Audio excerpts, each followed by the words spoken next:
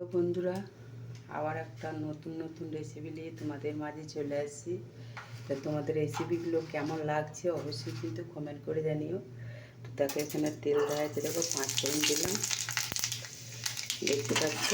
আর দেখো ভিন্ডি আলু কাটা আছে, দিয়ে দেখো আবার কড়াই একটা তেল তখন আছে, দেখো দুটো 5 ফোড়ন দিয়ে দিলাম হলো। আর এই দেখো আলু কাটা আছে, আলু আর কাঁচা লঙ্কা দেখেছ, দিয়ে কুকারতে দেওয়া আছে আর কি। কাঁচা লঙ্কা বেশি দেওয়া নেই, ওই লঙ্কাটাও ফেলে দিলাম, আলুটা দিয়ে দিলাম।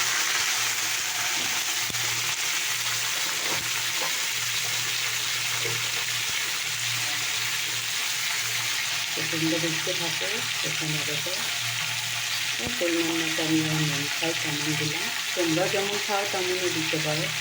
এদিকে দিলাম, আর এদিকে দেখো চপ করে বেশি নুন দিয়ে দিচ্ছি পরিমাণ মতো, আর হলুদ দিলাম পরিমাণ মতো, ঠিক আছে।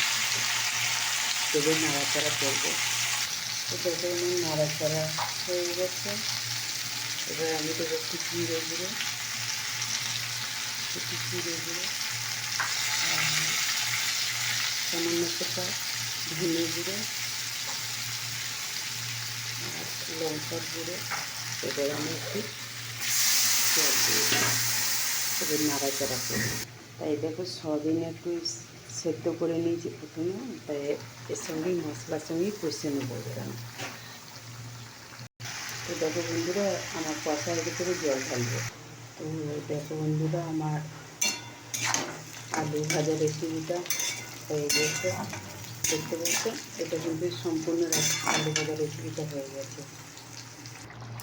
দেখো বন্ধুরা, আমার রেসিপিটা হয়ে গেছে, তোমাদের কেমন লাগলো অবশ্যই কমেন্ট করে জানিও।